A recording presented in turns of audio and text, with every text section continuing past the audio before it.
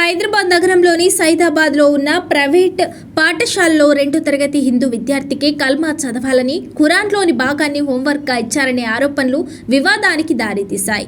ఈ ఘటనపై విద్యార్థి తల్లిదండ్రులు పాఠశాల యాజమాన్యాన్ని ప్రశ్నించారు. అయితే విషయం వెలుగులోకి రావడంతో సంబంధిత టీచర్ను యాజమాన్యం సస్పెండ్ చేసినట్టు తెలుస్తోంది. ఈ ఘటనపై తెలంగాణ బీజేపీ నాయకులు తీవ్రంగా ఖండిస్తూ కఠిన చర్యలు తీసుకోవాలని డిమాండ్ చేశారు. అందిన సమాచారం ప్రకారం సైదాబాద్లోని సక్సెస్ స్కూల్లో 2వ తరగతి చదువుతున్న ఓ హిందూ విద్యార్థికి కల్మా చదవాలని ఖురాన్కు సంబంధించిన పాఠాన్ని హోంవర్క్గా ఇచ్చినట్టు తల్లిదండ్రులు ఆరోపించారు. దీంతో వారు పాఠశాలకు చేరుకుని యాజమాన్యాన్ని నిలదీశారు. విషయం తమ దృష్టికి వచ్చిన వెంటనే సంబంధిత ఆయేషా అనే టీచర్పై స్కూల్ యాజమాన్యం చర్యలు తీసుకున్నట్లుగా తెలుస్తోంది. ఈ ఘటనపై స్పందించిన పాఠశాల యాజమాన్యం తమ పాఠశాలలో ఎలాంటి మతపరమైన బోధనలు నిర్వహించడం లేదని స్పష్టం చేసింది.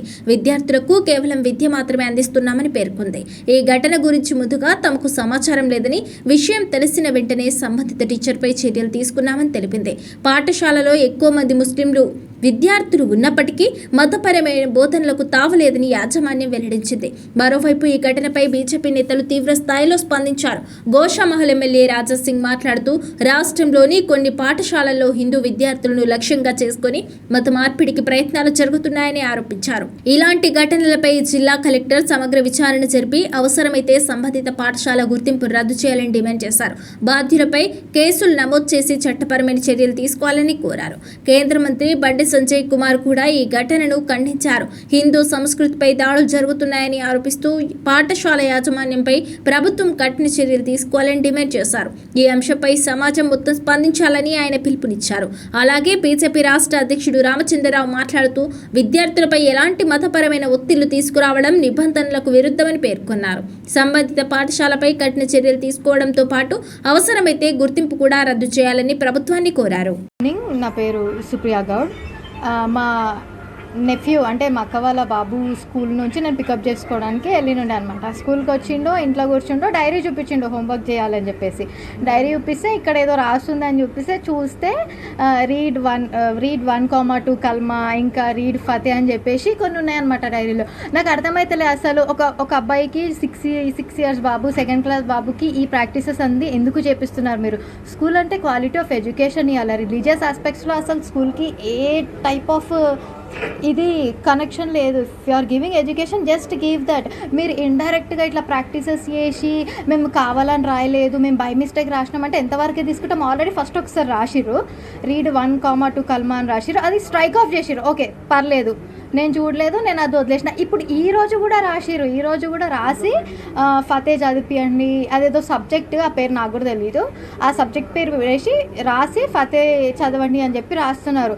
అసలు వాడి ఏజ్ ఏంది, వాడి రిలీజన్ ఏంది అంటే అదొక టైప్ ఆఫ్ బ్రెయిన్ వాష్ లాగానే ఫీల్ అయినా. నేను వెళ్ళి అడిగితే ఆ స్కూల్ ప్రిన్సిపల్ ఏమని చెప్తుంది, ఇది ఒక రిలీజియస్ ప్రాక్టీస్, ఇది అందరు స్టూడెంట్స్కి మ్యాండేటరీ అని చెప్తున్నారు. అట్లా mandatory? You are literally forcing things to write. అసలు యాక్చువల్లీ ఇక్కడ చూడండి, ఇక్కడ రాసింది రీడ్ ఇగో డేట్, ఈరోజుదే డేట్, ఇది ఈరోజుదే ఇక్కడ రాసింది.